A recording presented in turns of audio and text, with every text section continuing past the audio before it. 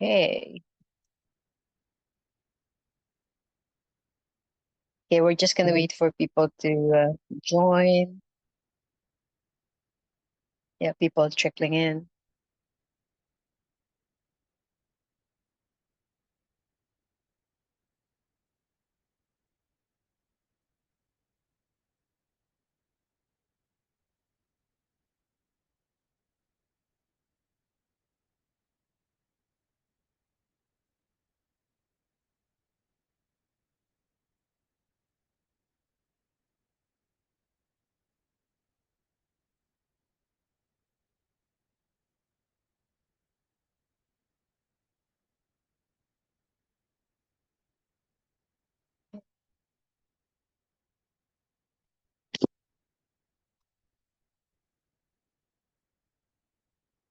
All right. I think we should just get started. People will join eventually, I'm sure. That's what happened earlier. Cedra, if you can just monitor if people are in the waiting room, because earlier I think they had to like let in 15 people who were waiting. So yeah, if you can just monitor that. Thanks a lot. Hi everyone. I am Jen Ashley and I'm hosting this session. You are actually joining the sustainability track and you are in the Enchanted Library room. So our next talk will be about sustainable strategy and methods of mapping, and Dave, Hora, and Barry Bart will be giving the talk. So I don't want to take away too much time from their talk, so I'm going to hand it over to Dave, who's going to be giving the first talk. All right. Thanks, Jen. I'll jump right in. I'm going to share a screen to you all. And once that's up, we'll get started. Okay. Hey, everyone. My name is Dave. I'm talking to you today about sustainable strategy and the methods of mapping. And I believe that there is some future beautiful world where our organizations do all of these things. They communicate well, they manage themselves well, they learn how to learn, they act intentionally, and they continue to play the game and evolve it. That is a beautiful world that I think theoretically and even practically mapping can get us closer to. But to make that work, we have to figure out how to build mapping into our organizations. And I know from experience, you're going to hear today how just making a map or writing a report doesn't necessarily make that work. Take you back to 2010, maybe 2011. I was a designer at a mobile company that produced white label products for parents to locate their children.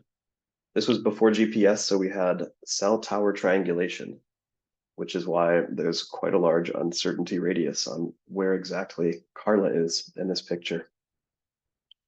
I was a designer, and my very strong curiosity and serious lack of design skills led the company to invite me to be a full-time user researcher, which I did. And as any good researcher would, I wanted to run a study. I ran a usability report.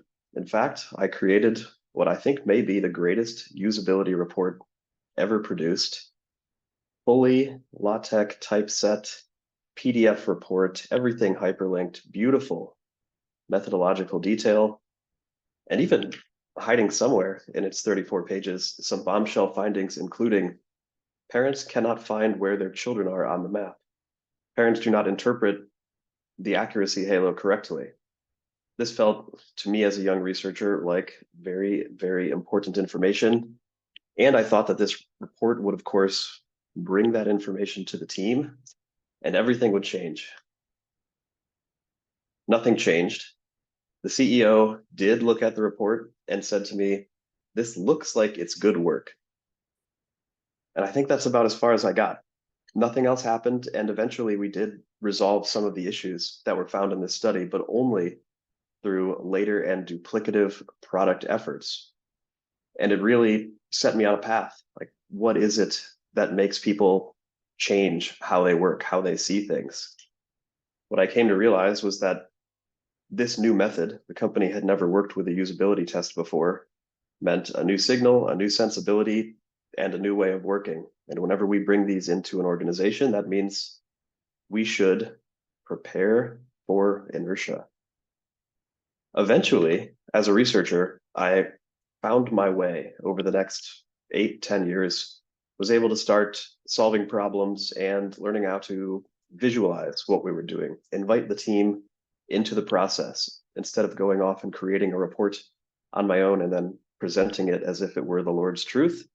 I made sure that everybody came along with me and that the problems we were tackling were timely and relevant to what the organization was working on. I kept going down this path and moved kind of into a product level sphere, working on product level initiatives and finding many of the same principles to help build this kind of thinking and this kind of practice into the organizations that I was working with. This is a great example for a new product line that I launched with a team. And over time, we built and evolved this artifact from a simple set of sketches with lines and arrows to our shared understanding of what the product would do for whom and generally how it would work. So over the course of those years, I found that in order to build a new practice into the organization, this was kind of the playbook. I took 6 tours of duty as the first user researcher inside different startup organizations. And the first 3 were rocky. The next 3 actually turned out fairly well in terms of building that capacity. I learned with the team to start small and involve the right people, model my problems visually, look for short cycle value with small scale wins first, then repeat it, refine it, socialize, grow the team's awareness, and finally hook it into the organization's operating cycles. Now, I was working at this lower level of execution. The first place that I started was kind of the scope of influence was between what the team was building and what the users saw, which I'm calling the layer of execution here. And over time, I was able to work up into the product scale, the product sphere, and actually influencing more about what were we putting into the market, how were we bringing it to the market, and playing in some of the larger and longer internal planning cycles that actually led to making those decisions. But in this time, working with those organizations, I found I couldn't quite get up into the higher order, trying to build my way up from the bottom. There was this, call it the landscape sphere, about how the organization participates in its ecosystem, about why we would build one thing and we wouldn't build another. And I'll admit, in some of the organizations that I was working in, it was confusing and perhaps upsetting sometimes, the lack of rationale that seemed to go into the decisions that we were making. But I didn't have the tools or the language to figure out what is going on here and what can I say. I was bringing signals from users and occasionally the market, but couldn't really speak to why one thing was better than a different or why we should approach a certain initiative a certain way. And then something around 2016 for me, lightning struck. I had been following Dave Gray's work on game storming. I think around the time he also wrote Liminal Thinking, which was great. I was also following Venkat Rao, and I found this conversation mapping organizational realities. Simon's portion of that talk blew me away. He gave probably what a lot of you are familiar with in terms of his overview of mapping, what it does and how it works. It's still a great introduction even today. And what it offered for me, which I had never seen before, was mapping as a way of looking at and starting to answer and expose the answers to these questions. Why are we doing it like this? Why this one? Why not that one? How might this unfold? I spent about 2 years really trying to convince myself that mapping was great and I should get into it. And I eventually worked up the courage or the gumption to try it on a personal project. I was working with the research operations community, trying to break down the question, what is user research? This work that I had been doing for the past 8 or 9 years. How does it work and how do we grow as researchers? I was also very interested in Christopher Alexander's pattern languages. So first I broke research down into a pattern language of skills, and then took that pattern language and translated it into a group of themes that you see on the right. Took those themes and tried to order them as a value chain, recognizing that user research is really serving the organizational customer, primarily product teams. And if we look at it from that perspective, can actually see which skills are the most important and which skills feel the most basic. With the research ops community, we ran a series of global workshops and collected data from 400 researchers that actually corroborated somewhat and shifted how we viewed this value chain of skills that researchers progress throughout their career and where they see the value for the organization. That wasn't good enough, though. I was still very excited about mapping. And so I then took sample profiles of the researchers that I worked with. I asked other people to go through this wild exercise of mapping the skills with me. Some played along and found that there were these different profiles of researcher that roughly correlated to the different ability levels that our framework set. And if you were really into Wordly mapping, you knew that you could aggregate a bunch of maps into a pipeline. And if you mapped a team set of capabilities and you aggregated those capabilities into a pipeline, you could find skill gaps and you could learn, how do we train our team? Where are the gaps? What might be the most impactful place to invest next so that this team can continue to deliver? It was a massive undertaking. It took almost 2 years. Very few people followed me into the mapping, only when I held their hands or put them into a workshop. But what it proved to me was that as an individual pursuit, at the least, mapping was an extremely productive frame for viewing the world. And it did seem to answer those questions that I had about how organizations were working, what they were doing, and why we made certain choices. So after going through years of watching Simon's talks, playing with these maps, reading his book, I was ready to run into a common trap, which Barry described to me previously as the zeal of the converted, I believe. With any new skill, it's so hard to remember what we saw, or more importantly, what we didn't see before. And it's very easy to forget the amount of effort that it took us to get there. So I was working in an organization at the time that was a social network for scientists. And we were doing some lightweight mapping with the data team to figure out how our data infrastructure should live. And something incongruent hit me. This is one of Simon's classic maps showing the transition from on-premises commute to cloud compute. In 2018, this organization that I worked with had on-premises compute. And in fact, we had to stop development when they were upgrading RAM in the server room. And it felt somewhat unbelievable to me. Knowing mapping, of course, I could look at this map and draw a red circle around this most basic of maps and say, it's quite obvious that what we're doing seems wrong. I took my map to the VP of engineering and said, Michael, it's quite obvious that what we're doing seems wrong. Michael laughed at me, told me that my method was stupid, and then ignored me for 1 year or so. I left being in-house at that organization to go on independent consulting and found that at the least, this had sparked a conversation that years later resolved in the company going to the cloud. But the lesson was very clear to me. If I see something on a map, it does not mean that anybody sees anything, nor does it mean that the map, because some guy named Simon Wardley created these lines and dots on a square, means anything to the other people. But I tried a little further, and I was working on a problem with the VP of product in the same organization. We were dealing with academic publishers and open content with a really interesting question of strategy. And I ran into the next trap here. It's very easy to forget that the process builds understanding, or ideally shared understanding. And the artifacts that you create only point backward at it. So we were working on a problem together.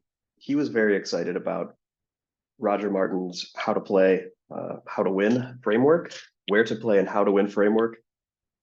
I had a lot of trouble following his thinking. And so I went off and took our conversations and started turning them into maps. And we made a series of maps that tried to reflect each of the strategic points that he had identified in his framing. I had my framing.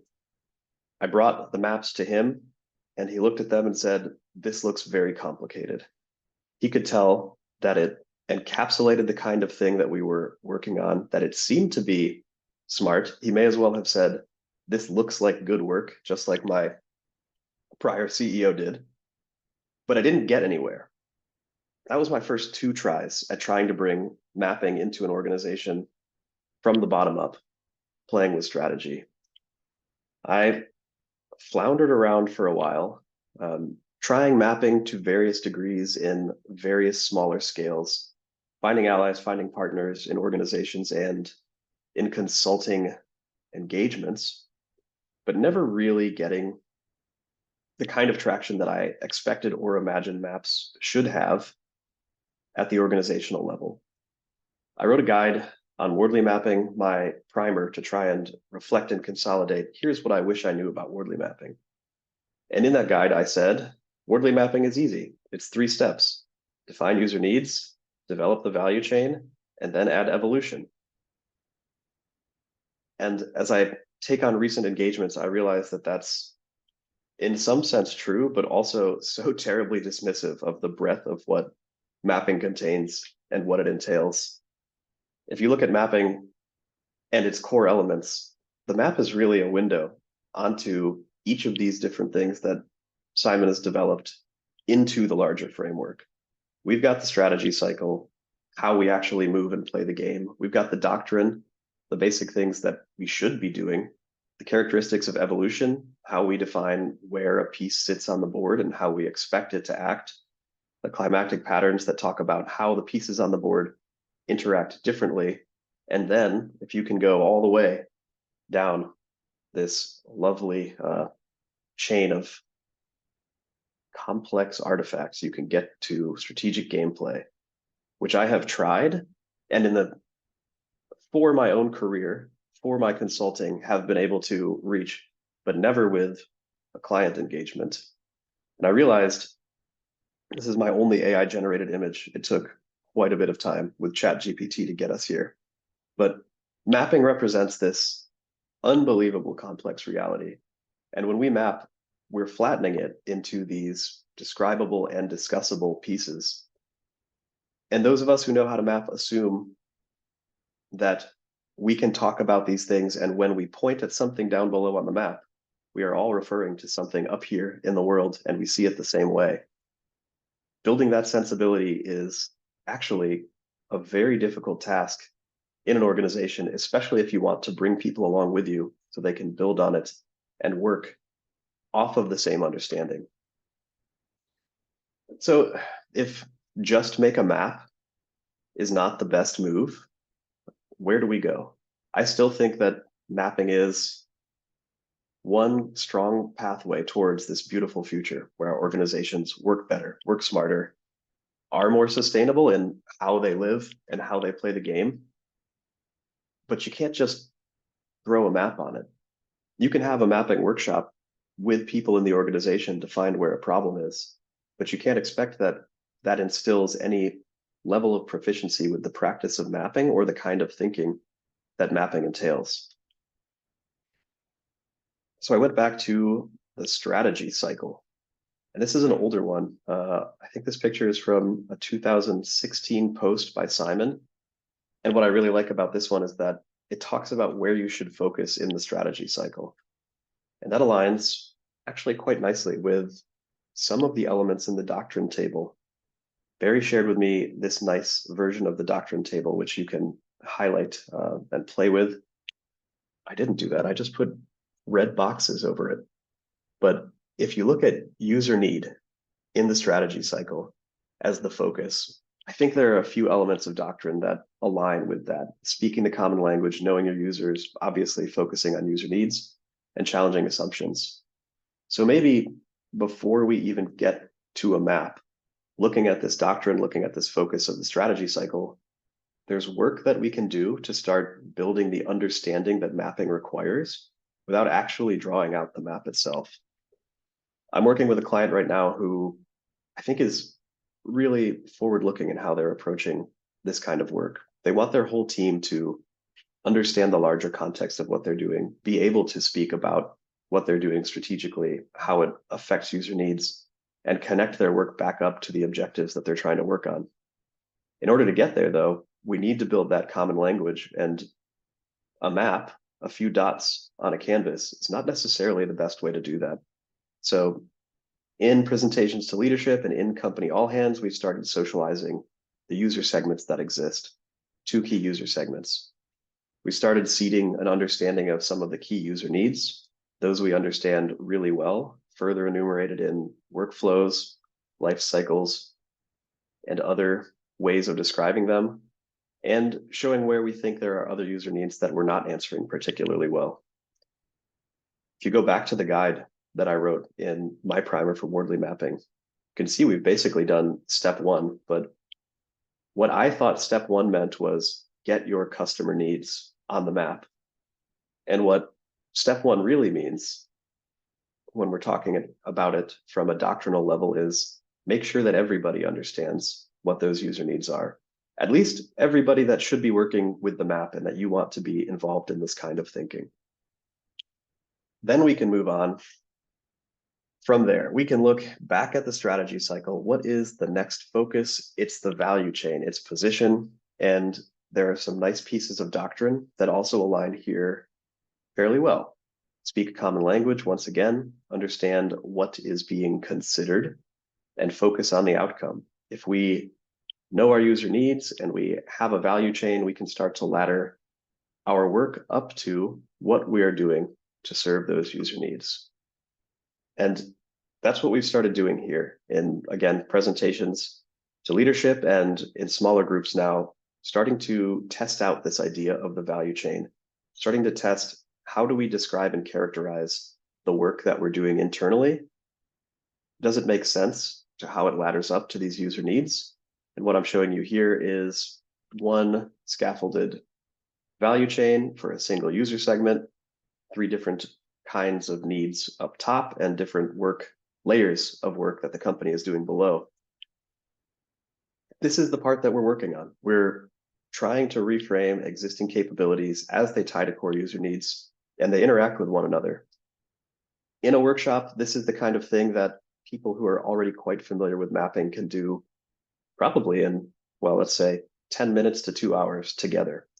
But when you have a disparate group of folks who don't work in this way and don't yet think in this way, and you want them to be involved in the conversation, it's a much longer, much more iterative kind of motion. You'll notice that there's no evolution here. We're just moving on to step 2 of the guide. With this client specifically, this has been over the course of a few months, actually. So what I dismissively said, here's step 1 and 2 in your 2-hour Wardley mapping workshop, is a roadmap using Simon's doctrine to build this sensibility for everybody who should be involved in those decisions. Now, I'm sure you can imagine what comes next. That's step 3, the map. And with the map, we can start exploring all of the other aspects that Wardley mapping offers because they all kind of pivot on what the map entails. It will look like this when we get there. We will talk about evolution. But for this client, it doesn't yet make sense to throw a map at them until the problems that we're dealing with and the questions that we're asking are the kind that are served by the evolution axis on the map. And right now, as we build this basic capability, as we move through some of the basic doctrine, I think that evolution is actually a distraction in this case. I had one prior client engagement where both my contract sponsor, the director of program management, and I were very excited about mapping. And so we jumped in directly to mapping after I showed him one of Simon's videos and we started building the map. He went off and spent 2 or 3 days on his own then rebuilding the x-axis so that he could recommunicate it to himself and communicate it to leadership. Yet, none of the conversations that we were having actually related to the evolution at that point in time. We were just trying to get the basic pieces on the board. So I believe depending on how you're trying to bring mapping in, exposing different pieces too early, especially when the conversation doesn't center around what those pieces offer, is almost harmful to making progress. So now, once again, we're back at the simple steps for building capability, but we're doing it at a much granular level, much more granular level. I thought that I would apply these basics to the map itself. And now I'm learning that we can apply these basics to the smallest pieces of doctrine. Who are our users? What are the user needs? How do our capabilities ladder up to there? How are we organizing ourselves? All of these questions are new ways of thinking that can almost follow the same kind of socialization path. Me? And finally, one day, there will be some bright future when the team is ready where we can work with maps. Everyone who sees them and needs to be a part of them will understand them and will be able to play this game and talk about the organization and the ecosystem at the landscape level. But until then, we need to bring the team along, starting with where they're at. So I'm going to give you 3 final takeaways for me that kind of summarize this arc. I believe that for the sustainable mapping practice, we really do need to bring the team along. And it's so hard to remember what it was like when you didn't know how to map. It's so easy to draw the map, find something that seems interesting, and then ask another person, does this look right to you? But if you appeal to what the map is offering and how the map presents it, and they can't see into the map, you're going to make it harder for them and eventually harder for you.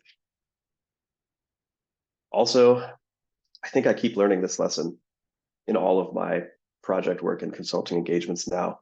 Making the map doesn't really mean that we've done the work. It's almost a cliche that it always comes back to the people and communicating clearly. As we find new methods, we find new tools. It's so easy to get so excited because we see the power of what they offer. And then we try to let them do the work for us. But it's not going to hold those discussions. It's not going to change people's minds. It's not going to communicate. It's just going to show you a new way to see the world so that you can do those things differently together. And finally, when we get the team up to speed, this is where we can decide when and how mapping lives. And I'm very excited about this future for our organizations where the team understands the kind of workshop or meeting or ritual where mapping goes. They understand the kind of learning loop that actually feeds back into the map to update it.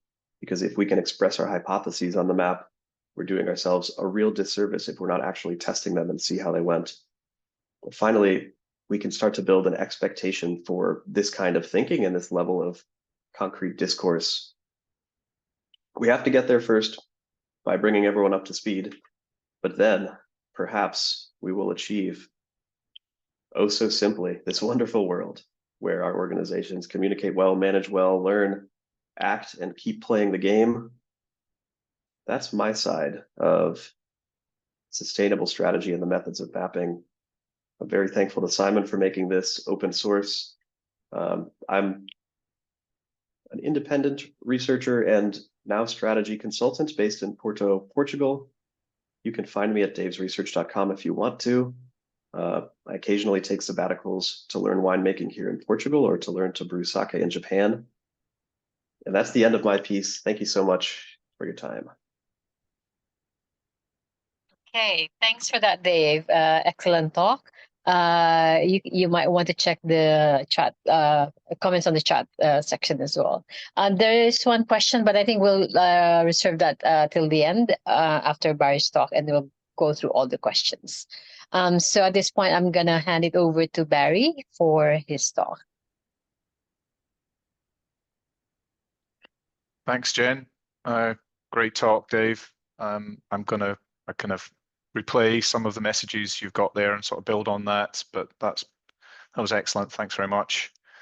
Good morning, everyone. I'm delighted to be speaking here at MatCamp to share some of my experiences using Wordly maps. My name is Barry Smart. I started my career 30 years ago as a graduate software engineer, initially in the water industry, and then spent my formative years at Scottish Power as a chief architect. I then moved into financial services where I was promoted to CTO. And then in 2019, I changed gears. I returned to university to study full time and I completed a master's in AI. And now I'm Director of Data and AI at Engine. We're a 14-year-old consultancy. We're fully remote, based here in the UK, but with clients all around the world.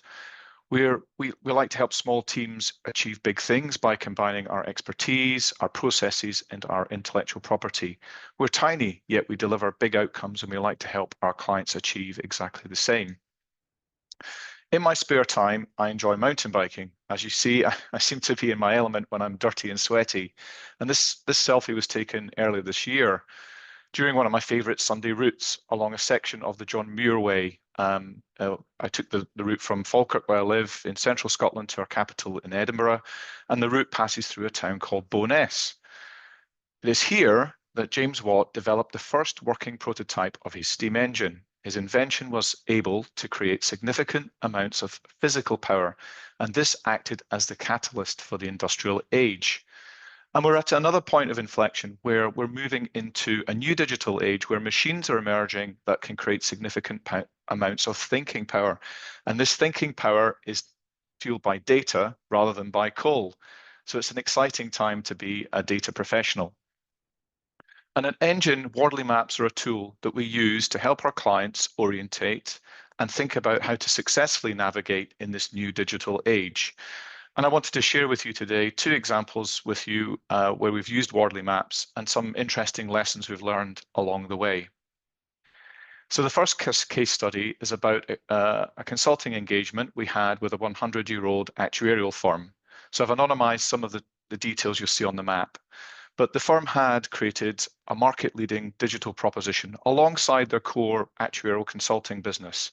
It was a platform that performed risk analysis over pension scheme data to help their clients understand risk and then engage with insurance companies who had products and services that would help them then to mitigate that risk and therefore protect the pension scheme. And the proposition was coming up for 20 years old. It'd been a great success. It'd grown, generated plenty of revenue for them, but they wanted us to independently review the business model to identify where they could potentially harness new technology and digital services to future-proof the business model. So this is perfect. This is the type of engagement where a Wardley Map is our default canvas. And we love the way it allows us to distill complex, multi-dimensional problems down into 2 dimensions. So this is my version of Dave's AI-generated visual earlier. And we see a Wardley Map effectively as a thinking tool. That it allows you to understand and see patterns in a problem that otherwise would just be too big to fit in your head.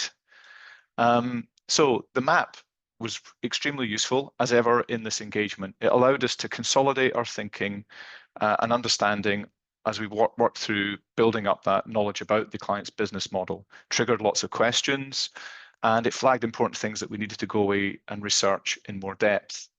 And this process gave us a lot of confidence. It helped us to build credibility with the client. We were asking insightful, intelligent questions, and we were coming up with ideas that they hadn't considered. For example, we identified a potential weak link in their value chain where they had chosen to outsource the activity of transferring data from their clients onto their platform to a third party. And we were aware that a number of recent breaches had occurred in these types of third-party providers. So we use another tool that we love called the Swiss cheese model to explore this potential vulnerability in more depth, to understand the evolving threat profile, to consider the health of the existing barriers that were in place, and ultimately to identify potential new barriers that could be put in place to help mitigate those evolving threats. Having used this tool to serve this purpose, we then lifted we returned to the map, we zoomed into this particular area of the map that we were considering, and we dropped those new barriers and mitigations from the Swiss cheese model onto the map as a new layer of detail.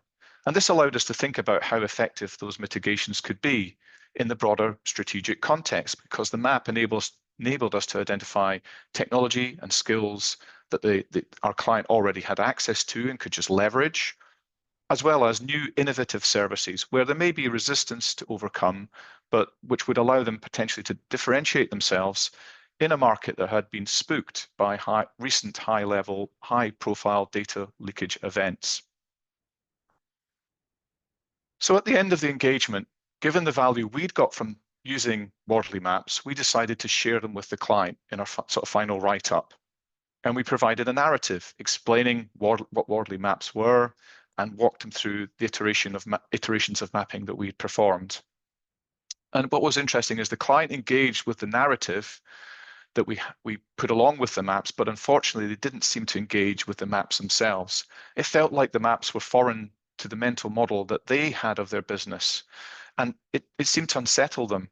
And I was disappointed because I had this idea of the maps being something that the client would really grok. They'd be enthusiastic about adopting, owning, and sustaining these maps beyond our engagement as a strategic tool. But instead, they asked if we could find another way to present our recommendations when it came to sharing them with the wider stakeholder group in the business.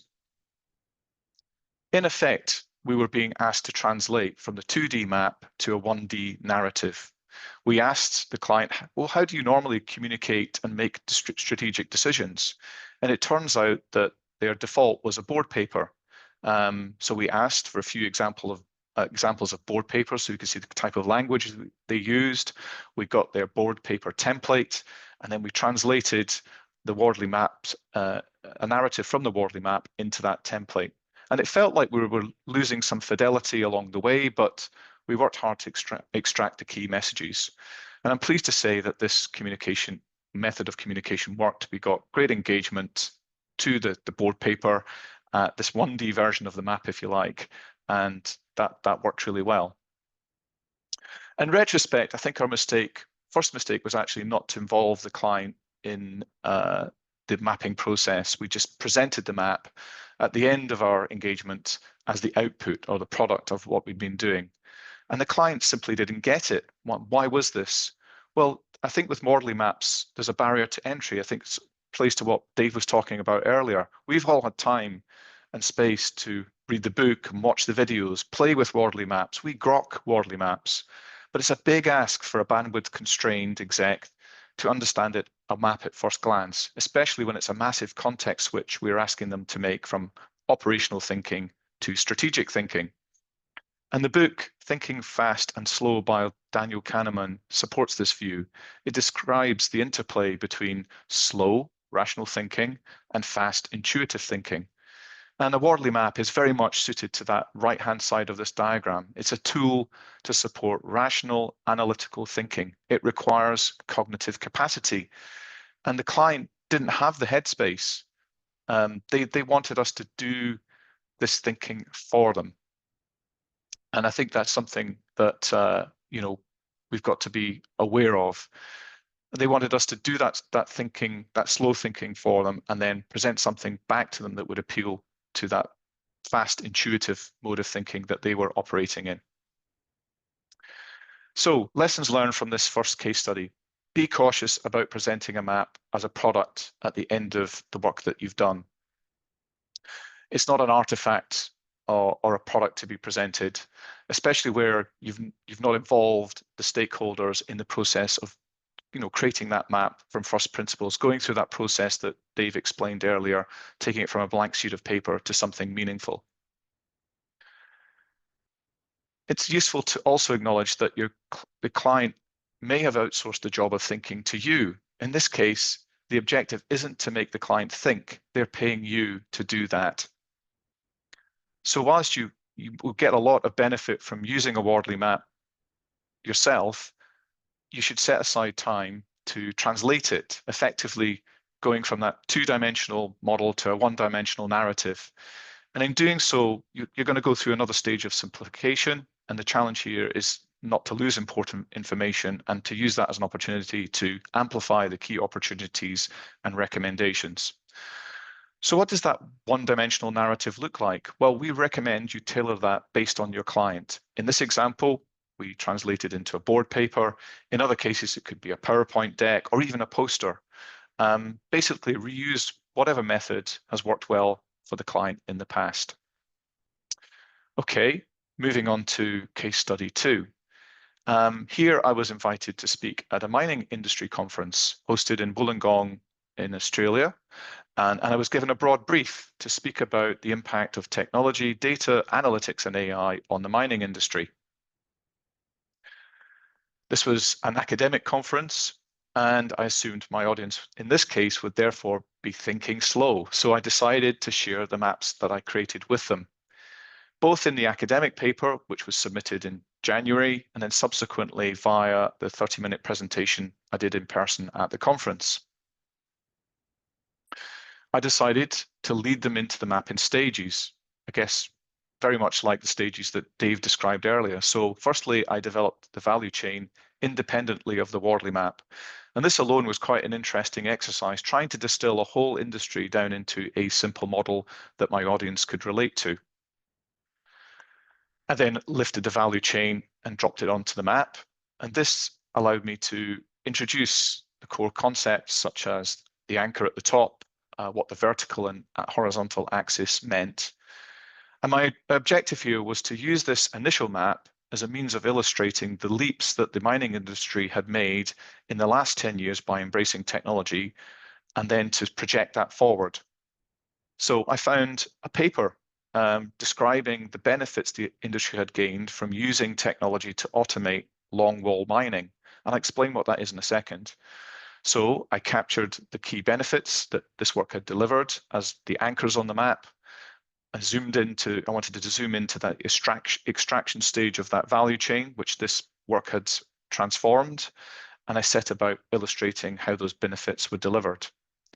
So just as a bit of a background, a picture paints 1,000 words. This is a longwall mine in operation. So you can see here on the right, the shearer, which spins, and it passes back and forth across the coal face, which is about 100 meters long. And on each pass, it shaves off a few inches of coal. And the whole long wall, all of this equipment you can see, including the powered supports on the left, is then advanced those few inches to allow the shearer to return back and shave another few inches off. And that process repeats, and the whole equipment advances through the coal seam in small steps. And the roof, because they're removing the coal, what happens is they create a void behind this equipment, and the roof is allowed to collapse behind them once the coal has been extracted. So you can imagine this is a pretty hostile environment for the people who are operating the equipment. So returning to the map, I continue to build up the story incrementally, basically using the Wardley map as a storytelling tool. So the first stage was to reflect the kind of legacy process or legacy value chain before it was digitally transformed. So in simple terms, the longwall mining equipment provided by OEMs, OEM here stands for original equipment manufacturers, and that was being operated directly by humans on the coal face. So this innovation had been unlocked by repurposing a long-established commodity technology in the aviation sector, an inertial navigation system, and fitting that sensor to the longwall equipment enabled them to capture the position of the equipment in real time in 3 dimensions to millimeter accuracy. This enabled the traditional direct link between operators and their equipment, highlighted here in yellow, to be severed by allowing the operators to move to the surface and remotely operate the machinery. But what was interesting and what shone out in the paper was how they'd leveraged new technology, but also, as importantly, new skills to make this new operating model possible. So I brought that out as well in the report. And the net result of this was that the longwall operations had become safer by allowing the team to operate the equipment remotely from the surface. And the mining equipment had been digitalized, allowing it to be operated more efficiently, eliminating waste, increasing productivity. In other words, these activities had evolved, they had shifted right on the map. So having established the kind of state of the art today, I then went on to use this as a platform to describe possible future innovations. For example, leveraging augmented reality. The operators currently used a mouse, a keyboard, and a monitor to control the equipment. What if you were to give them, immerse them in a virtual version of the coal face? That would potentially make them more effective in operating the equipment from remotely. Another potential advancement could be building on that continuous stream of real-time time series data, and using anomaly detection methods to provide advanced warning of equipment failures, allowing the mine to be operated without unplanned outages and the dangers that go with these. Or taking it a stage further, training a machine learning model to act as an autopilot for the equipment, allowing the operators to elevate to higher value oversight type roles. So I've kind of rushed through the narrative there, but just gives you a sense of how I approached that. And I was conscious as well that this was an unusual situation. I was creating this map independently of the audience, and this highlighted a key tip. You should always get another person who understands Wardley maps to peer review your work, to see if they understand the map you've created. The problem with a Wardley map is that it's a manifestation of your mental model. How do you know your mental model can be understood by others? On simple issues such as your choice of terminology could act as a barrier to people who are engaging with the map. So I asked 2 colleagues from Engine to perform a peer review. The feedback they gave me allowed me to make some small but important refinements to the map and give me confidence about sharing it more widely. Now, if you don't have colleagues who you can turn to in this way, I'd encourage you to reach out and make some new connections today at this conference. I'm sure there's a few people here who would gladly perform that role for you if you want a peer review of your work. And if you choose to make a shared map, I would encourage you to use a technique of building it up incrementally so as not to overload the audience. So for example, creating the value chain off map first and then dropping it onto the map, or building the map up incrementally when you're presenting it, along with a well thought out narrative. And I'm a visual thinker, so I like to add color and to highlight key parts of the map. But you have to be careful with this. You can go too far if you add too many colors. And you also need to be aware that there may be people with visual impairments, such as color blindness, looking at your map, so they might not see some of these colors that you add. So in summary, I've just got a few points to sum up on. I think the key thing here is the map is not the thing. It's the conversations, the questions, the ideas, the research, the thinking, and a host of other valuable activities driven by the process of iteratively building a Wardley map that is the thing. The map drives a process of directed thinking, and along the way is going to allow you to build credibility, to understand what's being considered, and to make solid recommendations. The stakeholders you're working with may never be aware that you've been using a Wardley map. So how do you know whether or not to get your audience involved in mapping? Well, to make this decision, you first need to understand your audience. Then use this understanding to select the appropriate methods and tools that will allow you to engage successfully with them. And you should make this decision as early as possible in the engagement so that if you do decide to get them involved in mapping, they can be involved from the start when it's a blank sheet of paper. Now, you may recognize some of this language from the Wardley Doctrine, and that's no accident. We begin any new engagement with a client with what we call an organizational readiness assessment. And one of the tools that we use to drive that assessment and then consolidate what we've learned from the assessment is the Wardley Doctrine. And we use this to know our audience.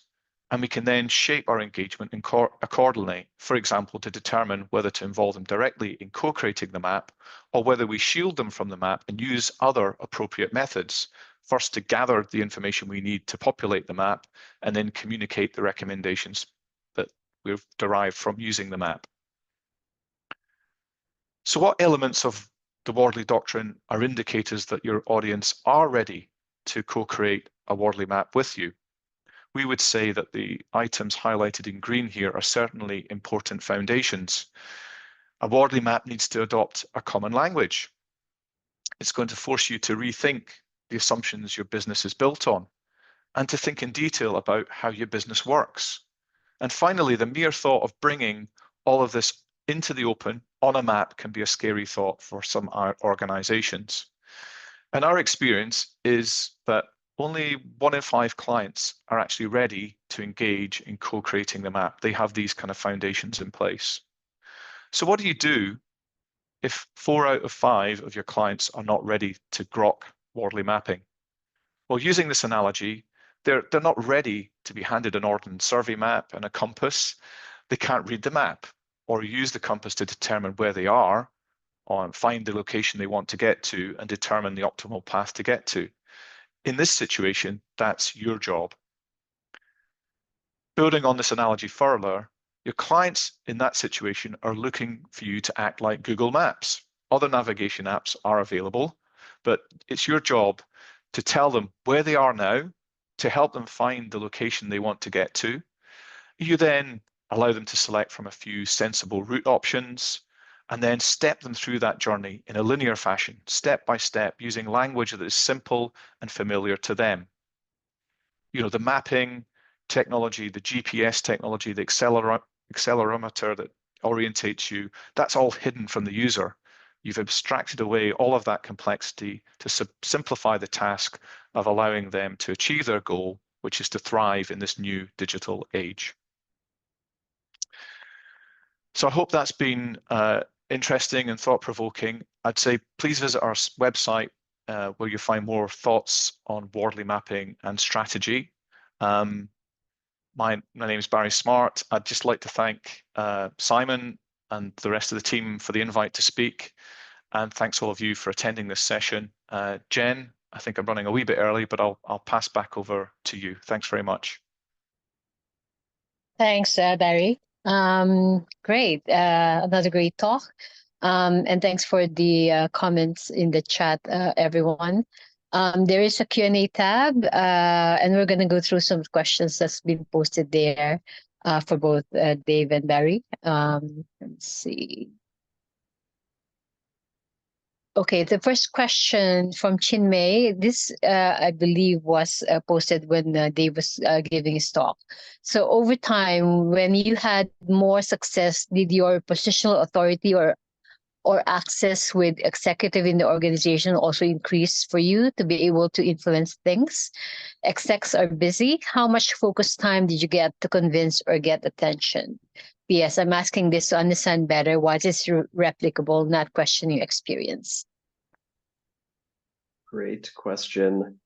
Over time, with respect to mapping, my access to executives and, let's say, positional authority is increasing, and doing my best to not abuse that privilege. Right now, it's gone from occasional stakeholder interviews at the beginning of an engagement to, over a longer engagement, being able to pull on the executive team as and when I need. But that doesn't mean that I can or I should. So it's really when I'm at a decision point or when I think we're going to make a jump into a new place, I'll pull in the CEO or one of the board sponsors that I'm working with to gut check, pre-socialize, and make sure that that's the right direction. It's crucial to have that support, and it's really helpful to let them know ahead of time where I'm going to go. But if you do follow this sort of like small proven value incrementally and have the luxury of either an in-house position or a long-term engagement, you can build these steps slowly. And that's where I'm at. Did that answer your question? Okay, if there's a follow-up question, just post it on the Q&A tab. Thanks for that, Dave. Okay, so next question, I believe is for Barry, or maybe for both of you. As a work product, this talk is great and also aligns with my own experience. Hang on, this is a question. The map itself is too wide. Okay, it's more a comment, I guess, from Alex rather than a question. He says, as a work product, this talk is great and also aligns with my own experience. The value is in the creation of the map to help identify actions or insights. The map itself has too high a bar to entry for most clients or internal stakeholders who aren't experienced with this mental model. Yeah, no, it's great to hear you kind of reinforcing that view, Alex. And I don't know if you agree with the sort of 1 in 5 clients are really are the ones that are ready to engage in mapping. Others, you know, as you say, the bar is too high for them to engage, and we don't tend to share the map with them, but we get a lot of benefit, as I was trying to explain, from using the map. Yeah. Okay, perfect. Okay, next question is from Tudor. Um, Barry, I was intrigued by the formulation of people outsourcing thinking. Actually, this is a long one. I'm not sure, Barry, if you can see the questions. Do you want to Yeah. just go through that one? Yeah, that's interesting. Yeah, I mean, it's something that occurred to us when I was putting this talk together, that it feels like in a lot of cases that certainly the task of thinking slow is being outsourced to you. I'd say that the client does get involved in the decision making. They're not doing the slow thinking, but you're posing all of the important questions to them. So hopefully what you do end up playing back to them at the end of the engagement. They feel that they have been involved, but it's they haven't got the capacity to really do all that hard thinking that they're asking you to do. So I think in our experience, we're not making the decision for them, but we're helping them to get to a decision that they've got confidence in using this process.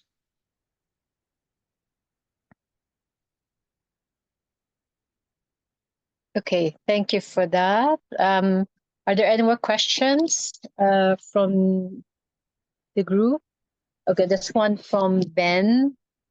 Do you quantify cash flow or costs on Wardley maps to help land a point with executives, if that's possible? Yeah, Dave, I don't know if you've done this. We've done a little bit of that, especially when we're doing this sort of end-to-end value chain analysis, because you're showing how value is flowing from left to right. I mean, the mining value chain was a great example of that, going from demand to effectively to supply. So that you can overlay onto that kind of view the cost profile, and yeah, it's a really nice way of bringing some of the movement on the map to life, because you can show the impact as well to costs in some of those potential future strategies. So yeah, I didn't have an example today, but we have used that technique in the past when it's been appropriate to bring that visualization into the model. On this end, I see the map as a pivot that shows where that can be, but in my experience, it's more about, at least the way that I've worked, is finding those segments of user needs and then tying them to the company's growth model. So rather than specific cash flow, if we're talking about which option might we take, it's which path on the growth model does this lead to? And so again, it's trying to use their existing language and their existing modeling and pin back the options that we're working with, but I don't find that it needs to be explicit on a map as I've used it. Okay. Thanks for that. There's a question here, not on the public chat. How do we know if a map is the right tool for the job?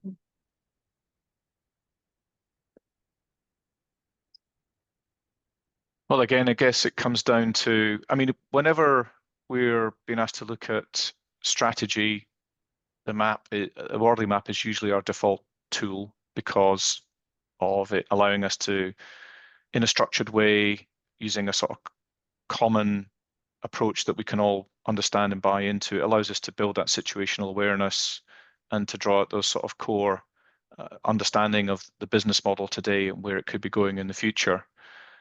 So for anything strategic, it is the right choice. But as you can see from one of my case studies, we're not slave to the Wardley map. If there's something that it starts to highlight, we might pivot into another technique, such as the Swiss cheese model that I briefly showed you. Also, what we tend to use as well early on in an engagement is we use a sort of discovery exercise to start building that situational awareness from a sort of blank sheet of paper. So we have an online interactive whiteboarding tool. There's many out there, but we've kind of primed with a template with a whole bunch of questions that we ask the client. And it starts with, what are the goals of the organization, and what are the goals of your team? What are your personal goals? And it sort of drills down into different levels, starting very high level, but allowing us to sort of go into increasing levels of detail. and it allows us to zoom in on quite quickly on some of the kind of hotspots and bottlenecks within the organization. And then, after having gathered all of that rich information, it naturally leads us on to doing something with a map. So that, sorry.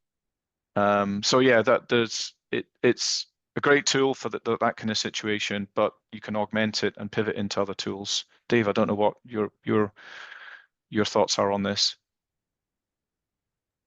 I think about it. I've come into the software and business world from down at the user experience level. And so when I'm playing down there in terms of design choices and user pathways, which is much less frequently now, certainly a map isn't the right answer.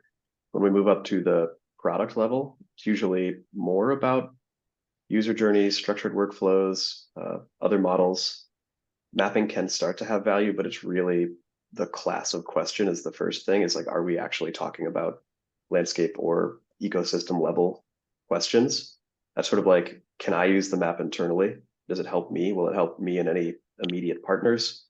And then using many of those doctrinal signals that we've both looked at, the second layer of that question is, how far can I go with mapped insights into the client's realm of awareness, which so far is, or let's say, sorry, how far can I go with the map itself? And it's not always very far yet. Okay, there's a question from Simon here. So when I started mapping, I said it would take 30 to 50 years to change management practice. We're 20 years in. How do you think we're doing? Still a long journey?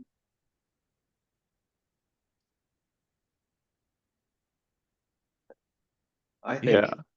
think, go ahead, Barry. No, go on, Dave. I think it's still a long journey. As I look, I learned about mapping in 16. That's been 8 years. It took me 4 to figure out how to play with it. What I think we're getting close to and haven't enumerated yet, that's going to push us to the next level, is a clear set of the scenarios, classes of problems, or questions that mapping can solve. And we can start to say, when we encounter this situation, we should expect a map there. And right now, it feels to me like our community approach is, we love maps. We think they're great. We want to put maps all over. I'm trying to do this too. And we're not yet very precise about where that value is, but it feels like there's enough experimentation now to start building these hypotheses, and soon, I hope, sharing success cases that are going to push us forward. Great. Okay, any more comments on that? Otherwise, I'll move on to the next question. This is from Chin Mei. How important has it been understanding the politics of the org? Would it be easier from inside than doing it from outside as a consultant? Yeah. I mean, it's interesting that first case study I gave, we asked ourselves, why are we being asked to do this? Why aren't they doing this themselves? They've got smart people that, should be able to think about these things. And to a degree, I think it was driven by politics. I think it was a way of our sponsor getting that sort of independent view, and I guess shaking things up a little bit. Maybe he felt the team had stagnated a bit, and just wanted to give them a nudge by bringing in some external fresh thinking. But in terms of assessing the politics, yeah, I think that always is a massive hand to play in the success of any endeavor that we're setting about, whether it be Wardley mapping or building a new product or whatever it is. And you just need to be aware of that. We often talk about technology, process, and people. The technology part is becoming easier and easier, and often we find that it's the getting the organization to work in new ways and the people to build new skills and to actually be accepting of those changes that often are the biggest barrier. And the Wardley doctrine as well, I guess, can sort of shine a bit of a light on that as well. It's not something you have to spend a lot of time on, but just using it as a framework to assess your audience and to understand where their strengths and gaps and weaknesses are may help you to sort of understand how best to engage with them, to choose those appropriate methods and tools, and also to navigate some of the difficulties around that. I mean, Dave provided a great example with, doing all that work up front to establish a common language. I mean, that's a core pillar in the doctrine, and you can find simply doing that. We do that as well. We've got a kind of process we do to build what we call a ubiquitous language with our clients, and it's about bringing out those pieces of terminology that can sometimes be, ambiguous across your client's organization. For example, we worked with one client where it turned out that if you ask different people across the organization, we found 10 different definitions of gross margin, right? So just highlighting that and getting that pinned down and getting people all bought into one definition of how they were going to do something like calculate gross margin, that generated a lot of value in its own right. So, I think go into these things with your eyes open. If you're internally, you've sometimes got the benefit of perhaps being able to influence a bit more. But, I think hopefully what I was talking about in my talk is from the perspective of an external consultant, but I think a lot of that can still be translated into someone who's working within an organization in that kind of role and trying to transform it. Unfortunately, politics does get in the way and continues to get in the way. And I think just from experience, I would say just be transparent about it, think openly about it, and just adjust your approach accordingly. And I think also having a senior stakeholder who's there to sponsor you, to help you cut through some of that politics is also useful. Or even if it's just someone you can talk to about, I'm heading against this problem and I don't understand what it is. Generally, it will be some kind of politics at play. Okay. On this side, Go ahead. Sorry. I'll just agree quickly and say, like, I spent my first 10 years in and the last 5 years consulting. Politics is always there. And so like our goal is to build trust, to have some amount of authority, and to be aware of what is happening and why it's happening. I think you can get a sense of that much better in-house, but if you're, say, like a rabble rouser or a person who always sees the problems and wants to make the change, you can actually undermine your own authority. So coming in from the outside, the balance of these things is different. You can have authority by virtue of your expertise. You may have trust until you break it, but maybe your level of awareness is much lower. So the levers change, but there's always politics. And I think back to one engagement that I had where I was specifically asked about using orderly mapping because it was a hot thing that we could do to create a new strategic plan. And I didn't ask enough questions. I was trusted and I thought I had authority, but I wasn't aware. And essentially, I was the program manager's last ditch effort at proving strategic value to leadership without context or access to leadership. And that didn't work out well for either of us. Good point. Okay, so next question sent privately. Are there times where the map isn't the right tool? Do you regret the time spent making maps?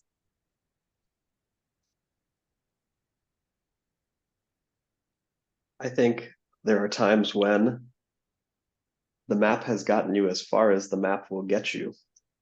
And then it's time to move to other channels, back to those levels. Like generally, if you're playing at the ecosystem level, it's always a nice idea to contextualize what you're doing, and the map can force you to find your blind spots. And if you can get the people around you to participate, even if it's not the tool to find the answer, it can be the tool to find where the problem is. But there is a saturation point. Another case study that Barry and I talked about, I made with a design partner in an organization, something like 40 or 50 iterations on a map.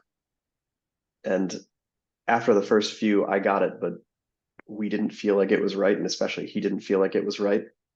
We weren't asking the right question. So we went over and over and over on it. And in hindsight, now I would say I regret not making the map, but I regret making the last 30 maps. Okay, next question. Sorry about this. What tools do you use to build your maps and why? What tools?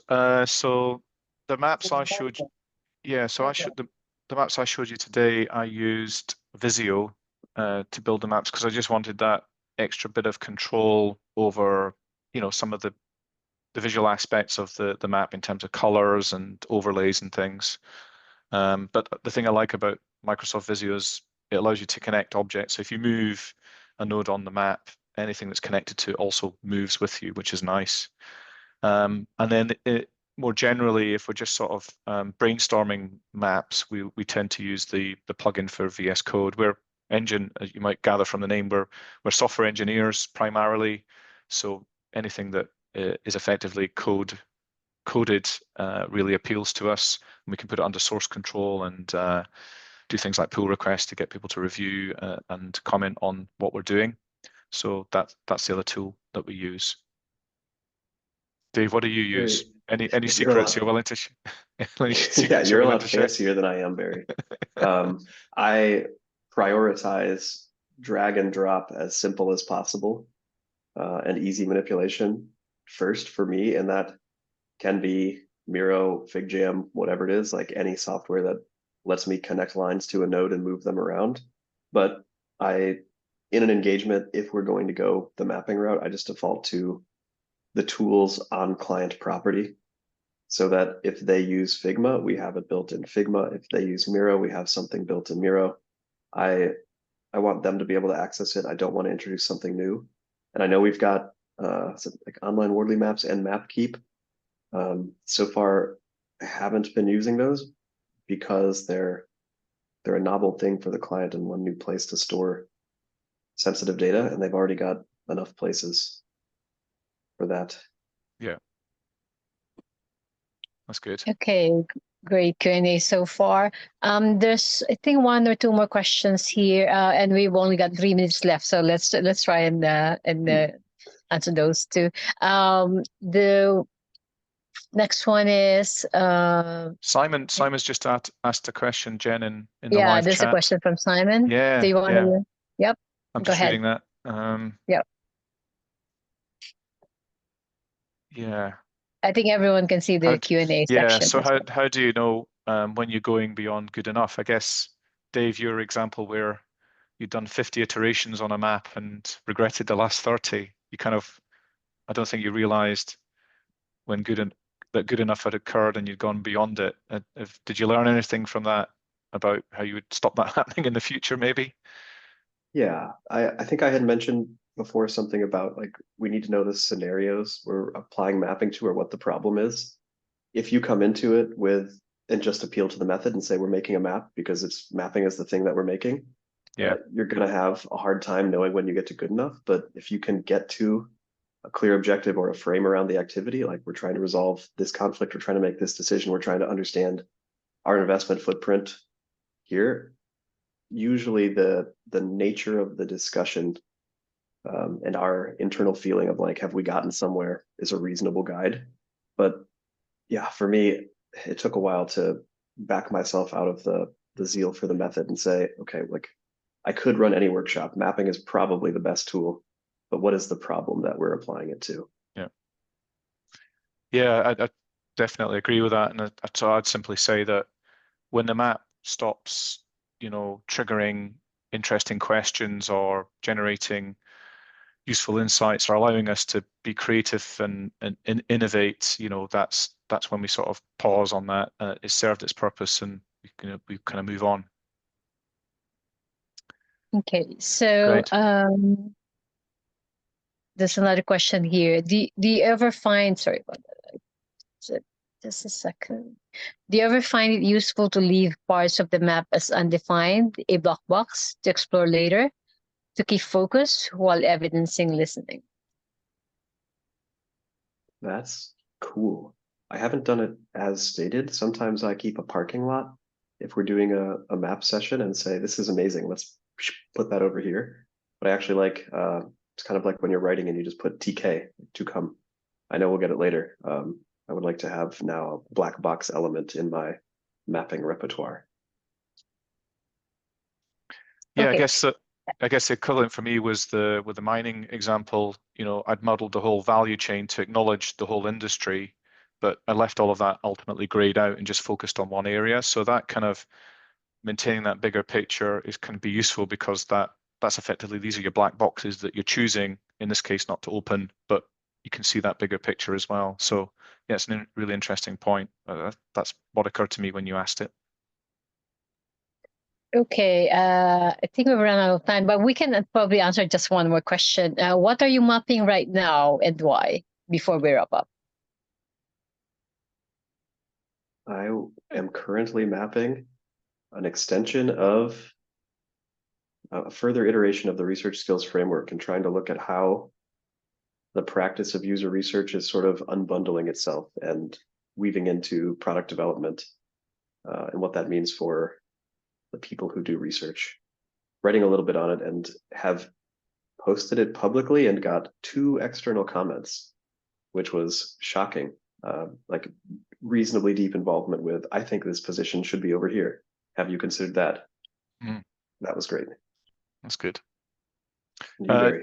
Yeah, I'm working on we obviously are technology orientated, so I'm working on a map at the moment to try and understand how the latest advances, I guess, lower down in the value chain, with which are being played out by Microsoft and the likes of Databricks and Snowflake, major vendors in data analytics, are filtering up through the value chain to impact our clients. And that's just sort of been quite an interesting exercise to go through, just to try and think ahead about what those advances in technology could enable in the future for our clients. 2 very interesting mapping projects. So thanks a lot for that, Barry and Dave. Very interesting talks, and thanks everyone for joining this session. It's been, you've been a great audience. Thanks for all the interesting questions. And the next session in this track, which is the sustainability track, will be at 11:45. So join us then, or join the other track as well, which is about recoverability and resilience. So thanks again, everyone, and hope you have a great rest of the day. Thanks, Jen. Thanks, everyone. Cheers, Thanks, Jen. Dave. Bye-bye. Bye.